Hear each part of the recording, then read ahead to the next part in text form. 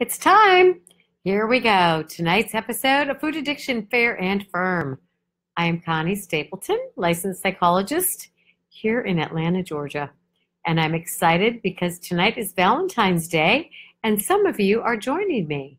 So I'm not the only one without a date, apparently.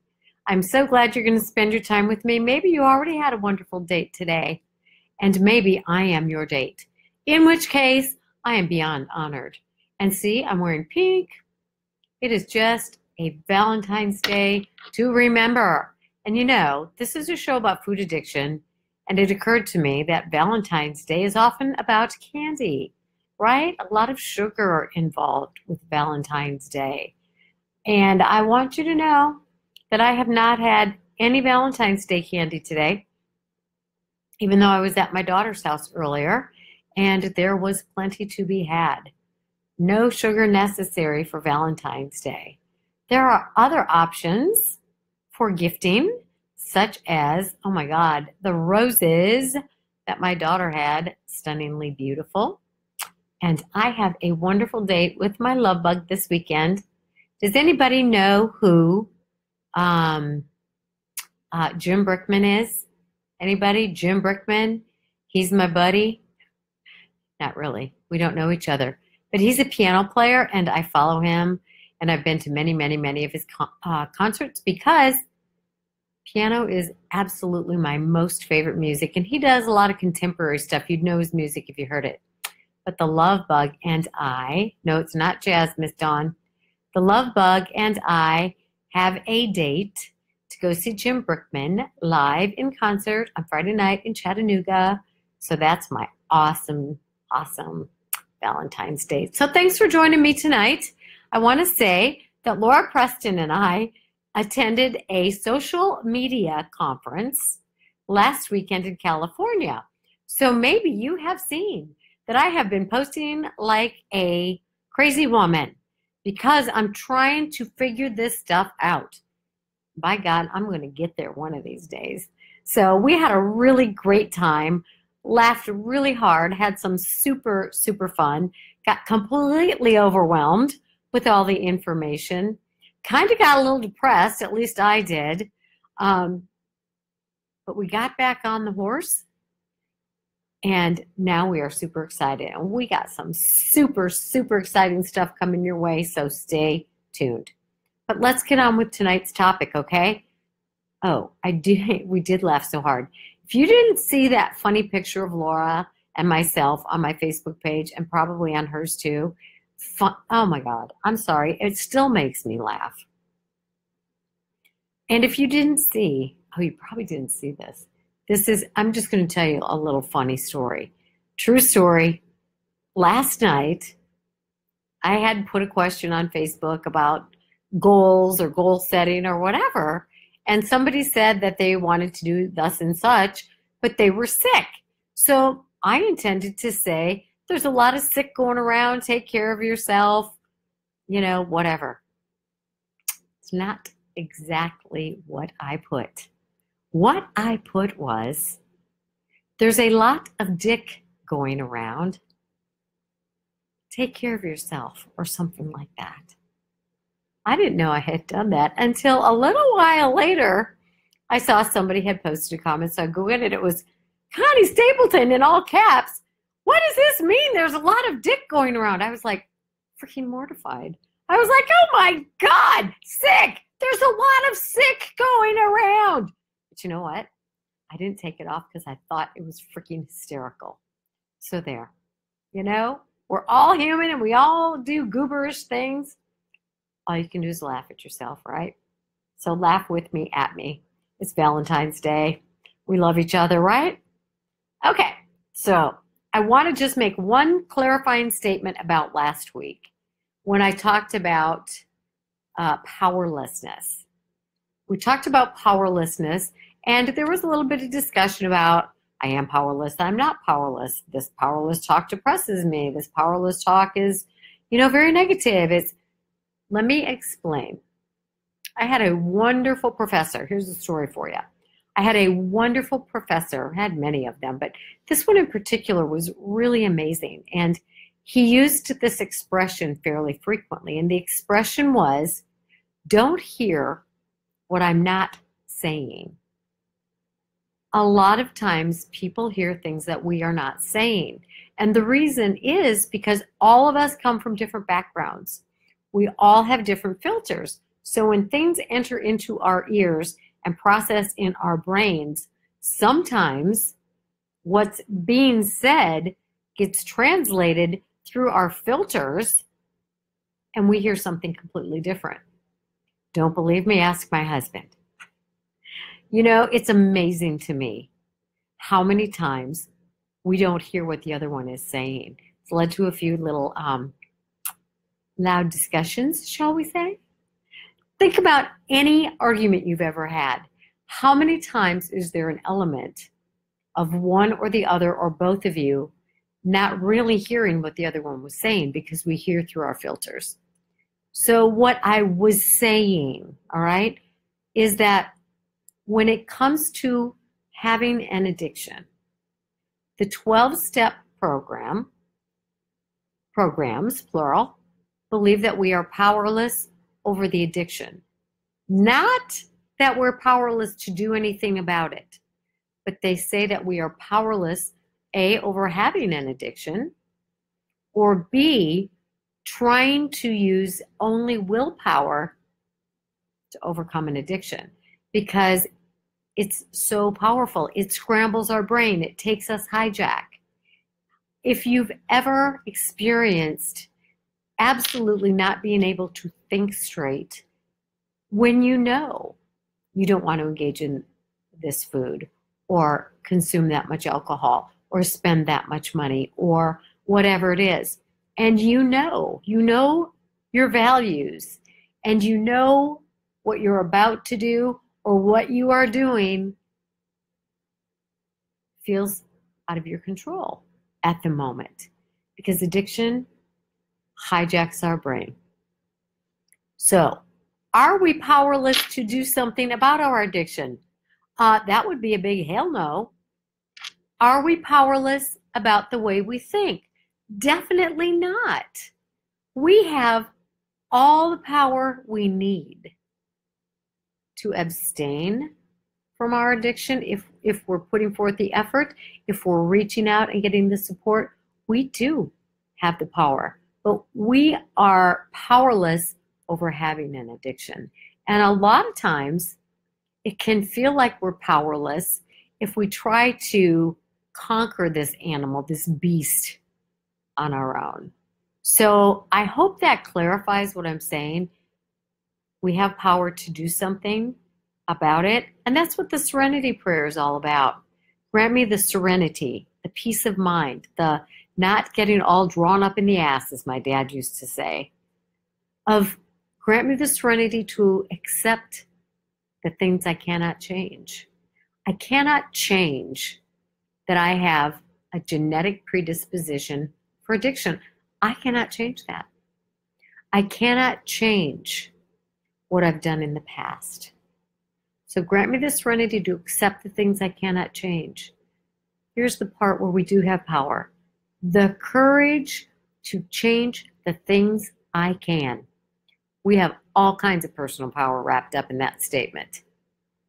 And the wisdom to know the difference. And we get real caught up in that sometimes, thinking we have the power to change somebody else or thinking we have the power to, willpower our way through an addiction.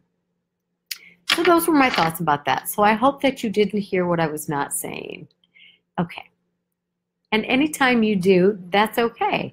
I hear what you're not saying frequently as well. That is why learning communication skills is like uber important. Okay, so tonight we're going to talk about love because it's Valentine's Day. The holiday where we celebrate love. Love and addiction. Usually, I have some notes that I use during this program, and I try to avoid a lot of the commentary because it's distracting to me, and so I kind of stick to my script. But tonight, we're going to play audience interaction because I would like for you, and this is going to help when we come to some steps down the road, all right, in terms of how our addiction, how our behavior when our brain is hijacked in the process of our addiction affects our relationships with people we love. Okay? All right. We are going to start with self. A lot of people struggle with self-love, correct? A lot of people, addiction or no addiction, struggle with feeling like we're okay all of the time. Nobody feels like they're perfectly okay all of the time. Somebody shared with me, who was it?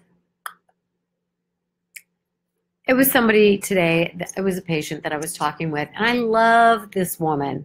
I have worked with her for years and years and years, and she continues to put forth great effort, and she's not a weight loss patient. She's I got stuff going on in my life patient. But she has put consistent effort into her relationship with herself and her husband and her children and her extended family in the probably 11 years that I've been working with her off and on. And she said to me today, you know, there are so many areas of my life I feel good about myself. And I loved hearing that, because that was not the case when she was a young woman and came in to see me. And she has a good job. She's really making an impact in the lives of other people in a healthy way. And she said, you know, I feel pretty good about who I am. I'm okay with my body and my imperfections, and I'm okay with, you know, myself as a friend and a daughter and a sister but I really struggle at times with insecurity at work. So we have insecurities in different places. It's not an across the board issue, right? So many of the people that I work with who've had weight loss surgery are very competent and feel very confident in many areas of their lives. And it's wonderful. And so many of them say though, but why can't I get control in this area? Why am I not able to control myself when it comes to food? And if you have an addiction and it's not being addressed and you're not treating the addiction, it's going to be real tough to feel like you have control. So this idea of love of self, when it comes to your relationship with food and how you've been able or unable to manage your weight, or how you have been able or unable to remain abstinent from sugar or simple carbs, I want to know from you how that affects your relationship with yourself, your love of self. And just so you know, it is not conceited to have love for yourself. Some people have mentioned lately, and it kind of hurt my heart, because I thought, it sounds conceited if you say something good about yourself. It's not. It's, oh my gosh. Conceited is when you stand up and you say, you know what, I know everything about everything, and look at me, and I'm the greatest, and I'm the best, and I can tell you anything about anything. Conceited, when you see conceited, what you're seeing is somebody who feels pretty darn insecure, right? Because if you have a solid sense of self, you don't need to go around assuring or impressing or convincing other people that you are so great and wonderful. But it's really, really good and okay to say, I'm pretty good at this. I do pretty well at that. So somebody tell me, somebody write on here, how does your addiction to food, your addiction to whatever, how does that affect your relationship with yourself, your appreciation? Thank you, Terry. It makes me feel like a failure. So many of my friends are successful, and I just can't seem to succeed in relation to food and getting a grip on this, right? So you feel like a failure in this area. Some happy Valentine's days. Self-love. It has the power to, I love that, Laura. Self-love does have the power to be unconditional. You can love yourself and still say, this is an area where I really want to improve my life. This is an area where, you know what, I'm not pleased with my behavior. I'm not pleased with the effort I put in. I'm not pleased with, the outcome I've achieved thus far. I'm not pleased with, my lack of reaching out to other people. But guess what? You can still love yourself and say, I am worth the effort. I am lovable no matter what my body shape, my weight, my size. Think about the people you know and love. Think about the people you're saying hello to on this feed. Think about the people that you're saying, I love you to every day in your life. I'll bet some of those people are plus size, are they not? I'm going to give you a minute to think about that one. When I pick up food or binge, I hate me. That is a normal reaction. That is a normal reaction. What I'm more concerned about is once you have that reaction, how hard you fight to get out of it. I'll demonstrate in just a minute, okay? Makes me feel powerless. The relationship with food truly makes me feel like a total failure. That hurts my heart, but I understand. I have a lot of self-loathing when I binge. I feel like I have no control. Talk about a situation in which a person absolutely feels like they have no control. That is truly, truly, truly one. Makes me feel like not loving myself. All these things are so reasonable, Oh my gosh, these are very, very reasonable. Makes me feel defeated, worthless, and ashamed. Let me tell you one thing I love that I'm hearing in these comments is that you guys are in touch with the actual feeling. It's not thoughts. You're expressing feelings, which is a real good start because that can lead you to where you want to be. Uncomfortable sometimes talking about my difficulty with self-love. It's a really uncomfortable topic, right? Sometimes we have a filter that says, you're not lovable. I don't know where that message came from, but there's a filter through which we hear things that says to us, you say you love me, but I don't believe I'm really lovable. It's difficult for me to talk about because I didn't feel loved as a child or whatever. Very good. I feel like I failed. Absolutely. I don't hate me anymore. I hate this addiction. It is not me.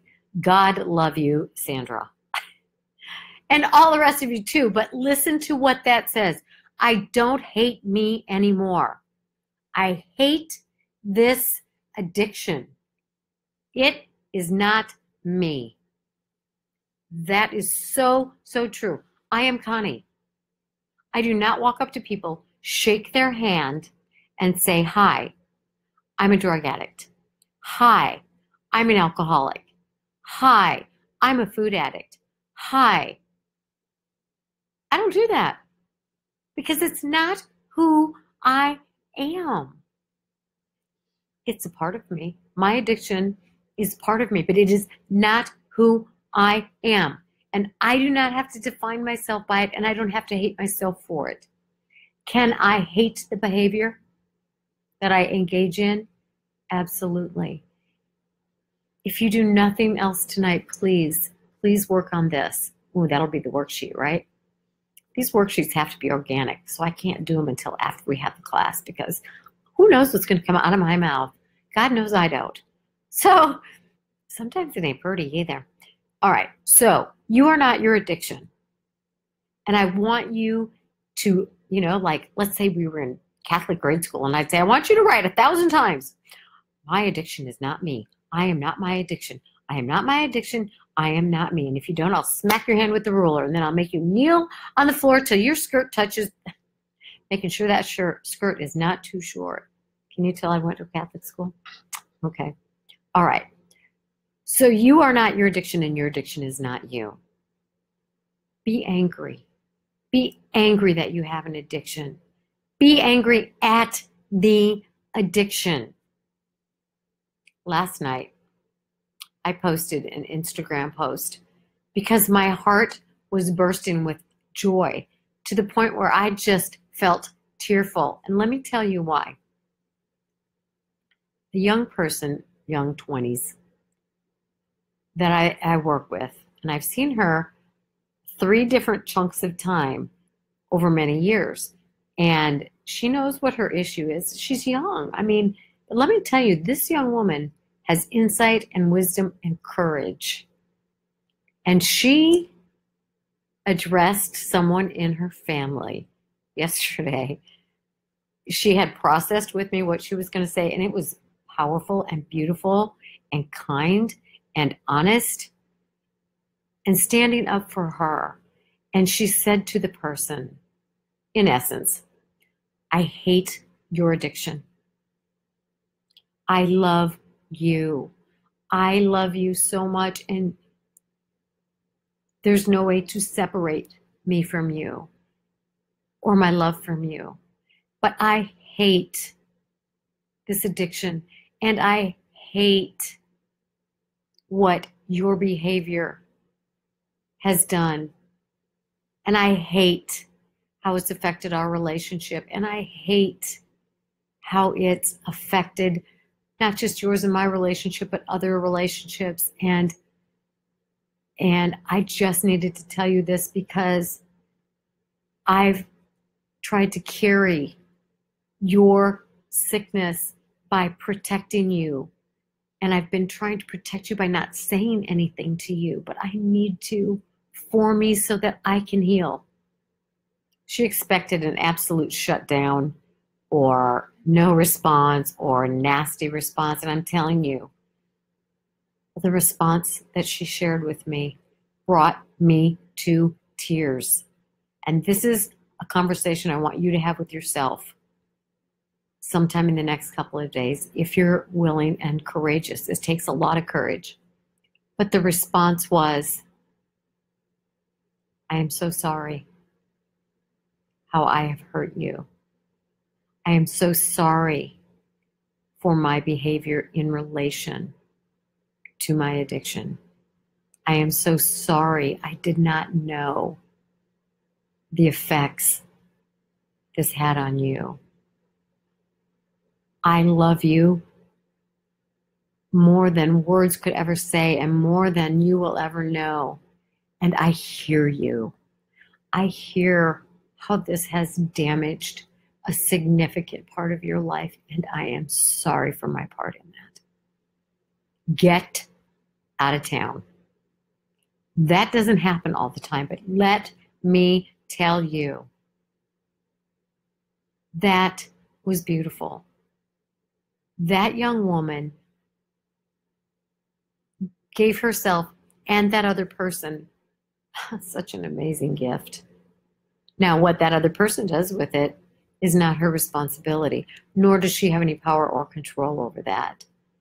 But she is choosing to heal her. She knows that that person's addiction no longer, she does not need to carry the shame of that.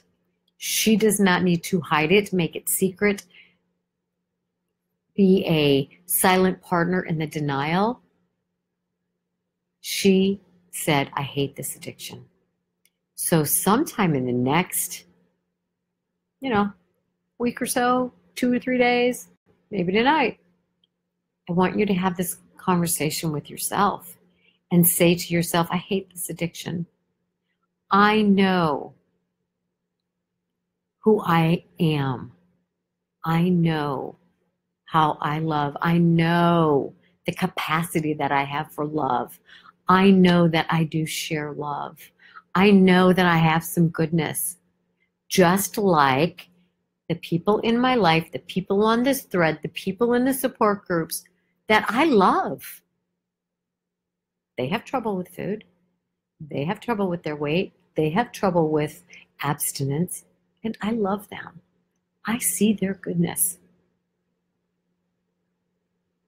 I give myself permission to see my goodness. And I freaking hate this addiction. And I hate my behavior in relation to this addiction. I'm powerless over having this addiction, but by God, I am not powerless about holding on to it. I am not powerless in terms of having to give into it. I'm going to remind myself over and over and over and over in infinity and beyond. To infinity and beyond! Buzz Lightyear. Did you get that? Did you recognize that buzz? Was that a good buzz? That sounds funny, right? Never mind. Okay, so Michelle doesn't want to be an addict. You know what? I don't want it to keep freaking raining. And I have no more power to control the fact that I'm an addict. Thank you, Nadia. The fact that I'm an addict than I have to control the weather. You don't have to want to. But guess what will help you make leaps toward healing in this addiction, from this addiction? Acceptance. It is what it is. If you got it, you got it. Right? If you got the flu, you got the flu. If you got, I was going to say brown hair and you want red hair, you got it. Well, you can change that, right? You can also change your behavior in relation to addiction. You can change your self-talk, and that's what we're talking about. Post from yesterday or the day before. Is it possible to change how you think about yourself? Read the responses. Nearly everyone said yes, and nearly everyone said it's hard, it takes a lot of time, it takes a lot of effort. Bingo. Yes, it does, and you're worth it. And when you remind yourself that you're worth the love and you are lovable, and you will love you like you love others, then guess what?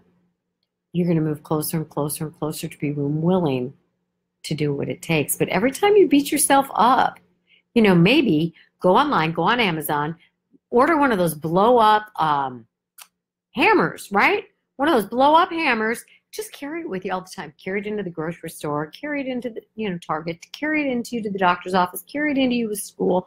Carry that sucker with you. This would be hysterical, right? If we had a movement. And everybody has their hammers. And every time you have a negative thought about yourself, you smack yourself on the head with your blow up hammer. And I want you to think about that as reality and chuckle about it when you catch yourself. Awareness is the first step of change. And then you got to put effort into making the change. But, do that. So, this is kind of funny or not. But you know what? I was going to talk for 5 minutes about how addiction affects our relationship with ourselves and our self-love. And then 5 minutes on how it affects our relationship with our partner and how it affects relationship with children or grandchildren or coworkers or best friends. Didn't even get there. And the truth is, it's kind of a parallel for life, because you're never going to have improved relationships with others. You know what the rest of that sentence is, right? So you have improved relationship with yourselves. And guess what? If you're struggling with that relationship, the one with yourself, and it's related to your relationship with food, addiction or not, then why the hell are you not taking my class? Gain while you lose. It starts Monday, my friends. It starts Monday. We have many people here who are taking it again, because this is not a one-time through this 10 weeks and you're going to be all cured. This is for the rest of your life. Prime example, story, Laura and I in California, man, we are pumped. We are going to this social media marketing class, and it's going to help us because we both want to impact in a positive way as many people as we possibly can. Not for money. Clearly, we're not about money. Does the class cost money? Yeah, it does. Because I can't do everything for free. But I'm going to do plenty because it matters to me that people find self-love and people find the joy in life that I know is possible in the healing from addiction, because that is what has happened to me. Does that mean 24/7? Back to the story. So we go to this conference and we are pumped, man. We are pumped. We're going to learn how to do this social media thing. By the end of the first day, I mean, Laura probably was like, who is this woman? I've never seen this part of this woman. I was like, I felt defeated and I felt deflated and I felt like, my God, I kept saying, what am I doing wrong? What am I doing wrong? What am I doing wrong? So I was down on myself but I just needed to process it. So the next morning, Laura was up before I was, and I was still, and both of us were just kind of like, there's so much to learn. There's so much to do. There's so much, we both work full-time jobs. It's like, my God, how do we, just overwhelmed. So Laura went downstairs and went to the spiritual service that they had. And I called the love bug. And I'm like, love bug, you got to do some therapy with me, man. Because what went through my head the night before felt like a storm. It felt like a really ugly thunderstorm. And it left me with limbs all over, right? I was just not feeling put together. I was not feeling, like my arms were outstretched to God. And I was like, bring on the next day, overwhelm me some more. I was a little like shaken. So he and I had a wonderful talk. And we talked about what's my purpose, what's my goal. My goal is to help other people who struggle with addiction find the kind of joy that I have found in my life. It is not 24 hours a day, my friends. Here's the deal. Laura came back from the spiritual service and she said, this was just what I needed to hear. Because she said, and it was exactly what Steve and I had talked about. It's like, you're touching people.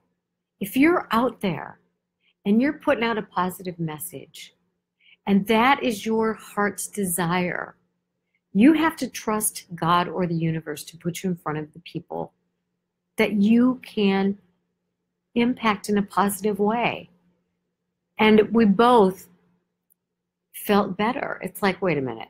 It's so easy to get caught up in the hype of 1,000 people and all this, it was wonderful. It was awesome. So neither one of us plummeted that day. So it's not that any of us don't go through, oh my God, and get down. It's what we do about it. I reached out to my husband. She went and filled her cup in another way. We talked through it. We got back to our core values and ourselves.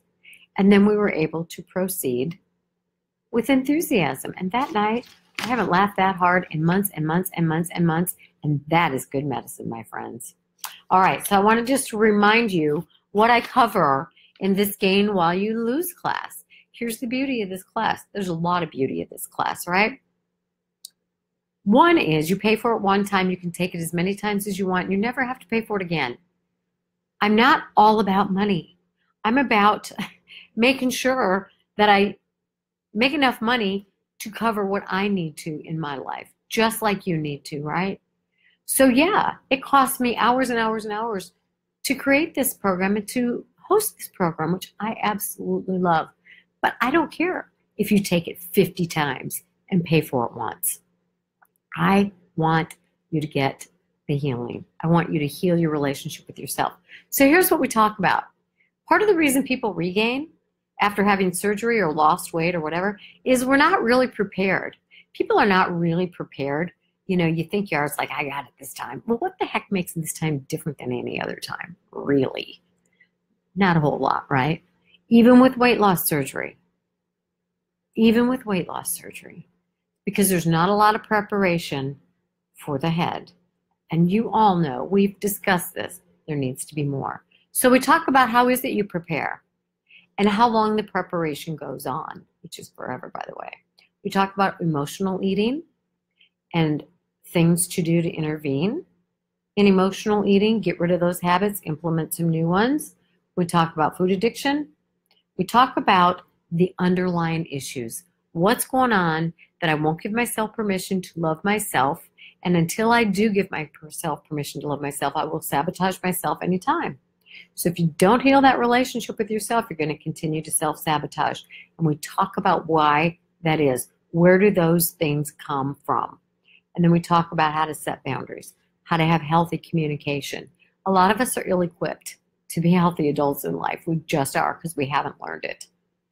We talk about self-image, body image, self-talk, coping skills. Some of you might have seen my little Facebook Live earlier with my little Callie. She's 4.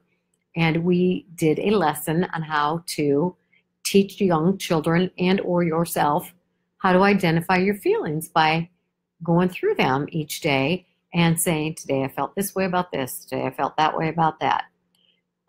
We talk about feelings because when you know how you feel, you can say, these are my options for getting what I need.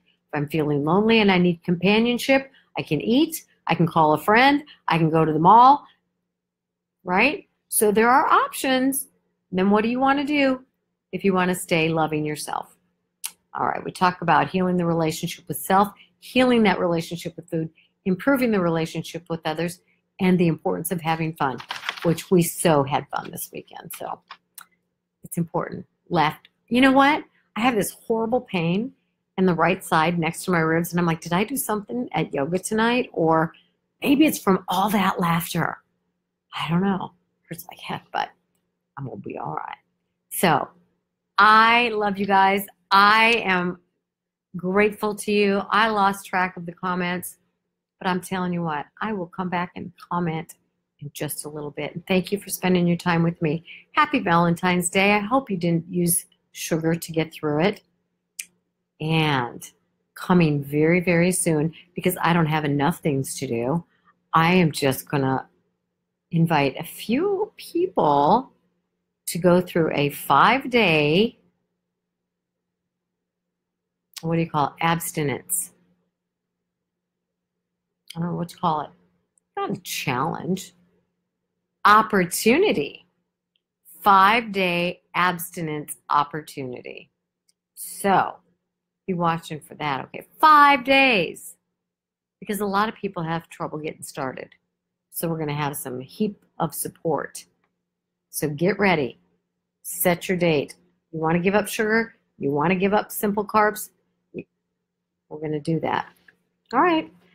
So stay tuned. Going to be an awesome weekend for me, man. I tell you what. I was gone out of town last week, so I didn't get any baby time. Well, this weekend we have birthday number 6 for Grammy. He's the oldest. And then we have a major Valentine's Day party on Sunday. And then we're having a family dinner on Sunday. So I'm super pumped. Make it a good one, my friends. Right now, go to my website, Connie Stapleton, PhD. ConnieStapletonPhD.com. Sign up for Gain While You Lose. We're starting Monday, 5:30 p.m. Eastern Time. If you can't join us live at that time, guess what? You can still take the class because it's recorded live. Everybody gets the recording whether they were there or not, so you can watch it or listen to it again. And then I'm going to send you some homework. We're getting down and dirty. Okay. Sign up. Starting Monday. All right. Make it a great one. And, you know, I am going to be Miss Social Media, so look out. Bye.